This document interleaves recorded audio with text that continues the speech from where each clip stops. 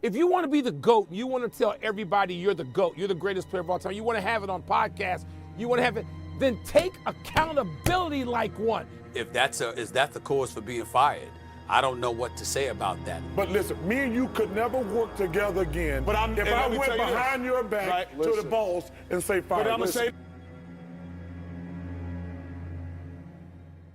Inspired by some recent NBA dramas related to coaching staff changes in the league, I decided to create a video where I would like to present to you, in my very humble opinion, obviously, 5 most notorious coach killers. For clarity and relevance, I decided to cover players from last 20 years of the league. We are living in so-called player empowerment era, where NBA superstars and meaningful players have enough impact on teams to both sack coaches and have a word when new hires are being decided. By the way guys, let me know in the comments what is your opinion on player empowerment in the NBA. And also let me know with your comments whether you would agree, add or maybe remove any player from my list. Let's talk. Let's try to keep it interactive, as I am super curious about your opinions. And a short message to you guys. Remember to like this video, yes, do it right now, and subscribe my channel. If you fail to do so, I will ask Shaq to visit your home and sing for you for 24 hours. Happy birthday to you! Without further ado, let's move to my list. Number 5. Deron Williams. Some of my younger viewers might not remember Deron that well, but years ago, the discussion who is the best young point guard in the league was between Deron and CP3. While CP3 during all those years earned a nickname Point Guard and became one of the best players to ever play on this position, Deron's career went totally opposite. He shockingly quick went from being one of the top to being one of the biggest bums. But Deron during his very short prime managed to actually achieve some very memorable things. Unluckily for him, it earned him position on this list. It all started in February 2011. Back then, Utah Jazz Deron's team was coached by legendary Jerry Sloan. Yes, this Jerry Sloan, a guy who coached Utah Jazz since 1988, so back then by 23 years straight. During this span, he coached their players like John Stockton, Karl Malone, Jeff Hornacek. As you remember, they challenged Jordan Poole for the title. Later in his career, he coached their players like Andrei Kirilenko and Carlos Boozer. During his reign, Utah was always either among the top NBA teams and contenders, or at worst, among the better teams in the league. You could say that Jerry knew a thing or two about NBA and coaching, but our hero, Deron, had different thoughts and constantly clashed with Jerry, which pushed Sloan to resign from coaching position in 2011. Deron supposedly famously said, him or me, at some point. Basically his attitude pushed one of the best coaches this league ever seen to retirement from coaching position. Worth to add that Greg Popovich recognizes Sloan as a mentor figure for himself, so it kinda tells you a lot if you are a younger viewer. Later, as a Nets player, Deron got fired coach Avery Johnson, but that was less significant achievement from league's perspective. Number 4. Kevin Durant. Kevin Durant is overall a rather sad story. Super talented player, one of the best ever on his position, but with a very visible problems with self-esteem, which basically marked his whole career. Either those were his fake Twitter accounts from which he posted anonymously favorable comments about himself as a player, or super weak moves like the one to Golden State, where he went after they beat his OKC team in playoffs. Then creation of another super team in Brooklyn, which how ended we already know, and then forcing his way to Phoenix Suns. During this memorable run, Kevin earned also a reputation of a toxic coach killer. In 2019, as a Brooklyn Nets player, Kevin briefly played for Kenny Atkinson.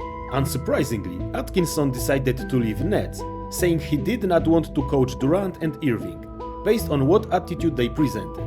And Kenny, as a gentleman, wanted to bail early, before end of season, to not overcomplicate things for the franchise. So our toxic buddy Kevin got a say and Brooklyn hired Steve Nash, rookie coach and legendary NBA player. Rookie coach, in theory, could be more forgiving and understanding for Durant and Irving. But things went south quickly and Durant requested the trade for the first time from Brooklyn, stating fire Nash and Sean Marks or trade me. So Nash got fired soon after, and the Nets hired Jack Vaughn. When Durant forced his trade to Phoenix, Monty Williams was coaching Suns, and it was rather a successful run, till KD arrived. So Suns fired Monty and hired Frank Vogel. As we know now, Vogel got fired too, and now Mike Budenholzer will be their next head coach. How will he fare with KD? We shall see. Number 3. Giannis Antetokounmpo. That one is quite scary. Giannis, in a span of like 2 years, turned from maybe most loved player in the NBA to one of the biggest villains. His story is basically a warning how to not to interfere with team management, or it can literally destroy a very potent franchise's title hopes and future. Giannis used all the leverages he had to make his imprint on the Bucks franchise, but it has not worked out very well recently. You could say that having Thanasis on the roster was already a sign of Giannis' influence on the team. But that was unluckily not enough for the Greek freak. After Bucks won the championship with coach Budenholzer, Giannis started to constantly blackmail the team that they need to get better or he will leave them. So when Bucks failed to win another title, Budenholzer, despite having a very good run, got fired. Then to appease Giannis, team asked him about a coach he would want to have. Supposedly, Giannis was even participating in meetings with next head coach candidates. So Bucks hired Adrian Griffin. Griffin got fired after only 43 games, while winning 70% of his games during this time. We have to be more organized. We have to know what we are trying to get down the stretch. But Giannis was constantly moaning and ranting that they need to get better. During one game against Boston Celtics, the two famously clashed during the game and started to argue in front of cameras. I mean, he's adamantly shaking his head no. And Adrian having a conversation after that turnover by Giannis. And Adrian telling us prior to the game, he's been coachable, willing to listen. Giannis famously was also overturning Griffin's decision during games, changed Griffin plays, and made that kind of very professional moves. Basically, Giannis made of Griffin his puppet, and kept threatening the franchise that, as always, they need to get better to deserve his service. So in a hectic and desperate turn of events, Griffin got fired and Bucks hired Doc Rivers, one of the most overrated coaches in the history of the league, famous for playoff blunders and fails. How it ended, we all know now. Bucks ended their playoffs very quickly. Will Rivers stay with the team? We shall see, but clearly, the major issue at the moment is Giannis and the franchise is in shambles, locked with a very poor coach, unhappy Lillard, and extremely unprofessional and toxic Giannis. Number 2. Dwight Howard. This is maybe most infamous and most sneaky coach-killing move ever pulled by a player. Dwight regularly provided so much issues during his NBA days that literally he could have had own dedicated video blog, and it would be perfectly enough content to post at least 2 drama videos weekly. I might make a video dedicated to Dwight actually soon. But let's get back to the main story here. It all started in Orlando. This is when Dwight was one of the most dominant players in the whole league. To remind you, they actually beaten LeBron James and Cleveland Cavaliers on the way to NBA Finals in 2009. Dwight was a rebounding machine, elite shot blocker, and overall scored a ton of points in a system organized by Stan Van Gundy. It was pretty much a bunch of elite 3-point shooters with a top rebounder in Dwight Howard under the rim.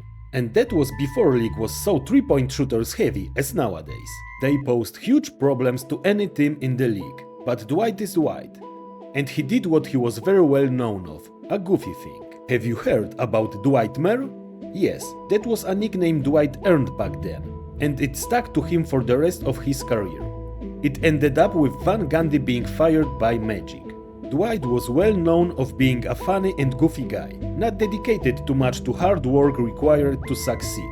Tensions between Dwight and Van Gundy led to maybe most awkward interview in the whole history of the NBA. Man, how do you know it's true? I was told it was true by people in our management. Yeah, what's our main concern right now? Jameer. We have to stop Carmelo Anthony and the New York Knicks tonight. And the New York Knicks. That's exactly That's right. the plan, right? Are you guys done with me? Yeah. Let's all You can talk to him now. Dwight, are the stories true about? Come on, man. Yeah, the stories from Dave Ping are true. Stan just said they were true. Yeah. That is when Stan Van Gundy, in front of cameras during interview, announced that Dwight asked management to fire him. Supposedly, Dwight was for longer time backstabbing Van Gundy in the head office. 2 months later, Van Gundy got fired.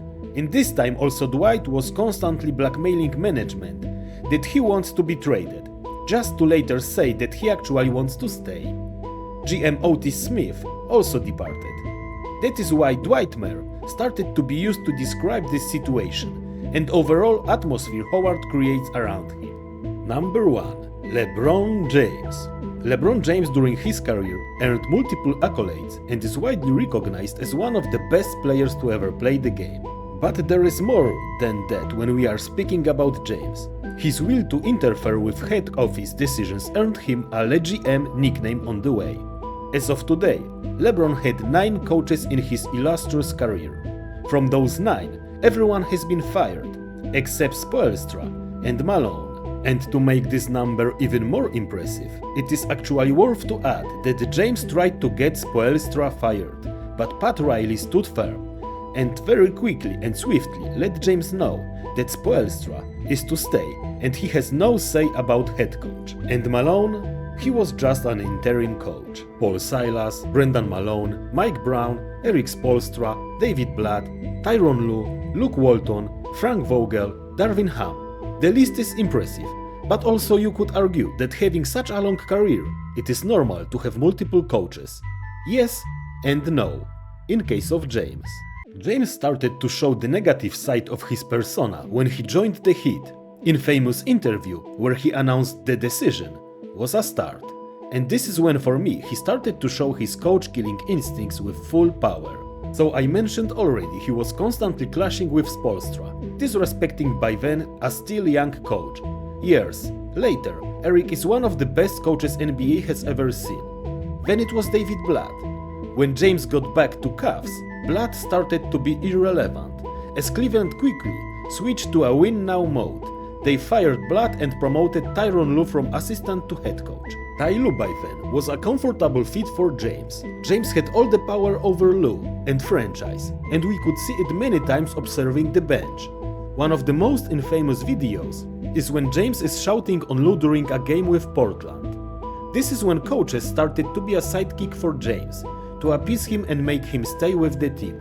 From now, all the teams with James had one official head coach and one unofficial, LeBron. So then we had Luke Walton and Lakers. It did not work out. Luke was constantly under fire, both from Lakers management and James. They both clashed, and Walton was not afraid to challenge James to raise his game. It all led to LeBron's camp asking management to move on from Walton. And so they did. Lakers got Frank Vogel, and they won together with James their first championship as Lakers. Then James started to force his moves, and Lakers by his wish acquired Russell Westbrook, draining the team in same time from death. We all know how it ended. Russ and Vogel became the main scapegoats for Lakers' failures. Actually, Vogel was fired reportedly due to the lack of success in integrating Westbrook, and this opinion was expressed by Jeannie Buss. Lakers also moved on from Westbrook soon after. And then there was Darvin Ham. The way how James disrespected Darvin publicly, mocking him, overturning his decisions, all in front of cameras, is one of the uglier chapters of LeBron's career. Then Anthony Davis chipped in too, and we all got a picture of extremely dysfunctional Lakers team without a real coach. And that would be my list. Let me know in the comments what do you guys think about it, whether you think I'm a dummy or maybe you agree. Would love to hear from you. Let's keep the discussion open. And as always guys, please remember to like and subscribe. It helps the channel grow and reach new audiences. See you next time.